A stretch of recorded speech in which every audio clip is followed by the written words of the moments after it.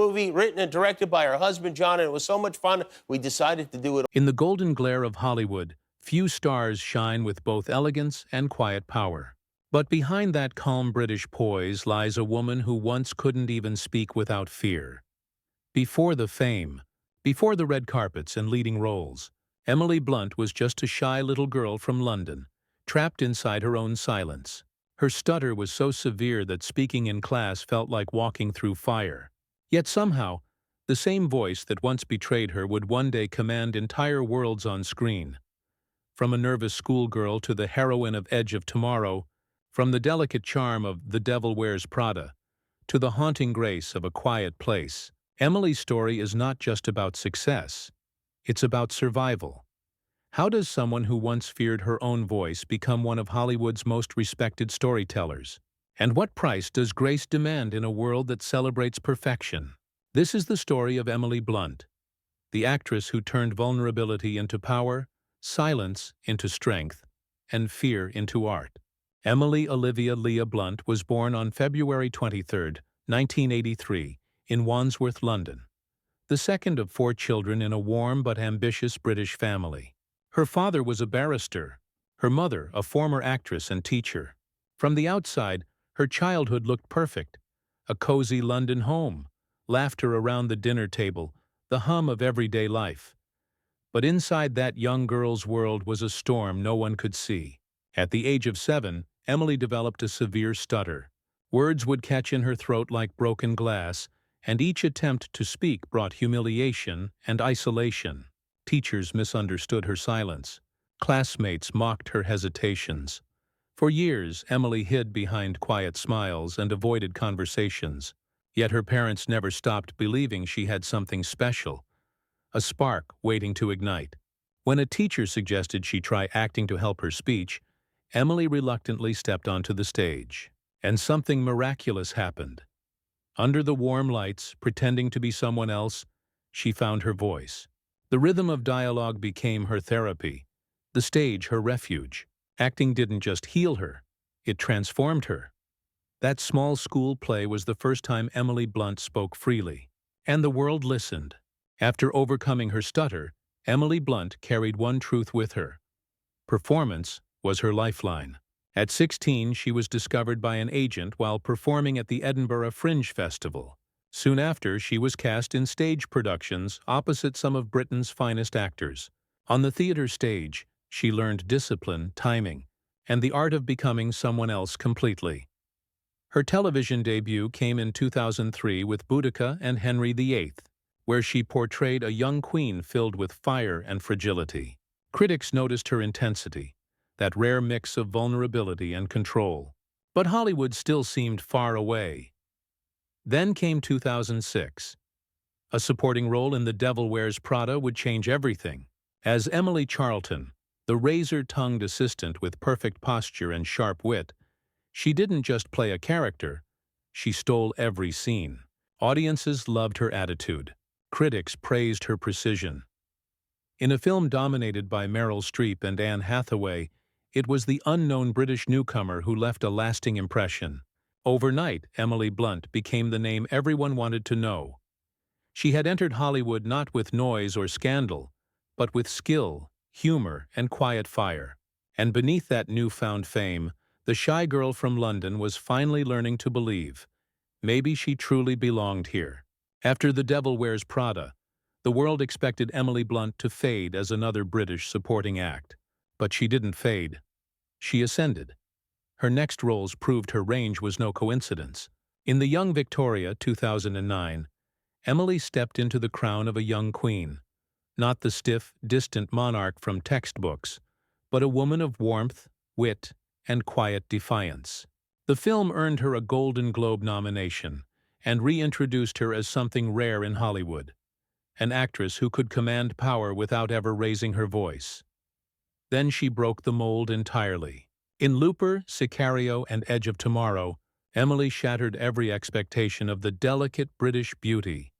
She carried guns, led battles, and matched Tom Cruise blow for blow in one of the most physically demanding roles of the decade.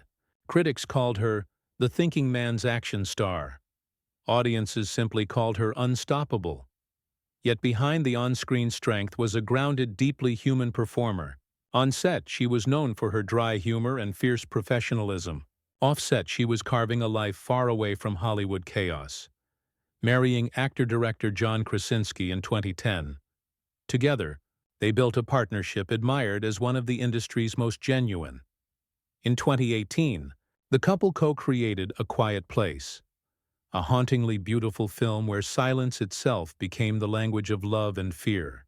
Emily's performance as Evelyn Abbott, a mother protecting her children in a world of monsters, was devastating and unforgettable.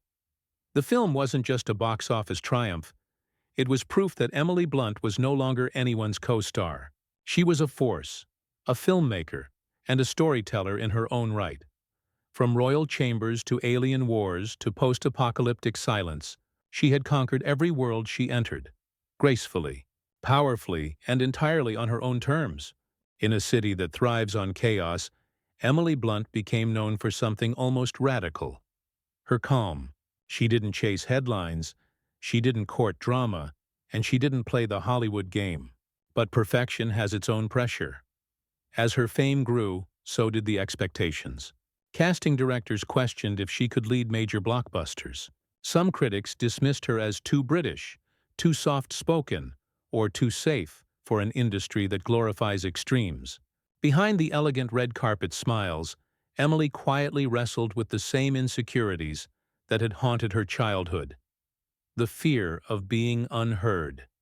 She's spoken candidly about moments of doubt, about losing roles to louder personalities, and about the silent anxiety that comes with constant reinvention.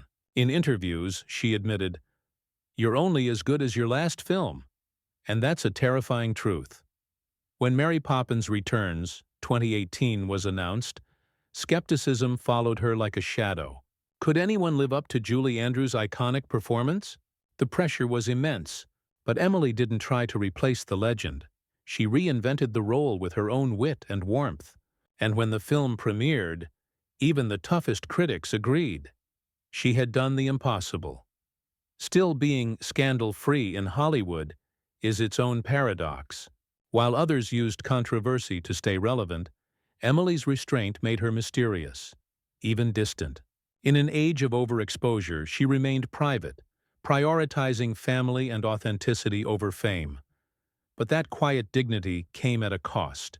She turned down roles, disappeared from the spotlight for months, and faced whispers that she was losing her edge.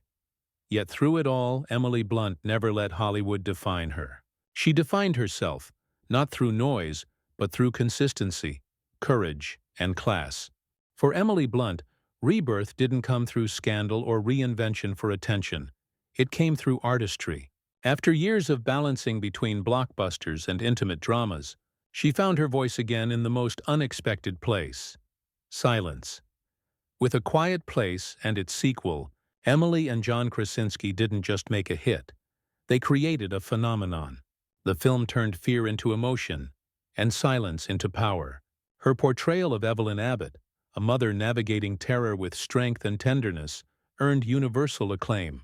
It wasn't just acting, it was embodiment. Then came Oppenheimer, 2023. As Kitty Oppenheimer, Emily revealed a darker, sharper edge, a woman torn between loyalty, rage, and survival in the shadow of world-changing destruction. Her performance was raw, almost volcanic, and it reminded audiences that behind her calm surface lies unshakable force. Emily had evolved. No longer the ingenue, no longer the supporting star. She had become a symbol of maturity, control, and quiet dominance. Off-screen, she embraced motherhood and advocacy for mental health and stuttering awareness, returning to the roots of her own journey. The shy girl who once feared to speak now stands as an advocate for finding one's voice, in every sense of the word. In an era obsessed with noise, Emily Blunt found strength in stillness, and reminded Hollywood that sometimes the most powerful voice is the one that doesn't need to shout. In a world that celebrates noise, Emily Blunt built her empire on subtlety. She never needed controversy to stay relevant or chaos to feel alive. Her craft, deliberate, graceful, and fearless, became her rebellion. From the shy child afraid to speak to the woman commanding billion-dollar films, Emily's journey is more than a Hollywood success story. It's a story about reclaiming one's voice, about the quiet power of persistence, empathy, and self-belief. Her legacy isn't just in awards or box office numbers. It lives in the way audiences feel when they watch her. The lump in the throat, the calm before the storm, the strength that whispers instead of screams. She proved that vulnerability can be armor, and that silence can roar louder than fame.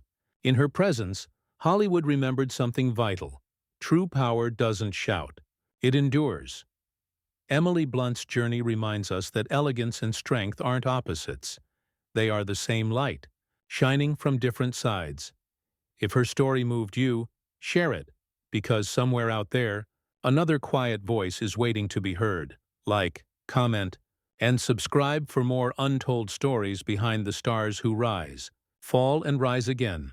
Only on Stars and Scandals.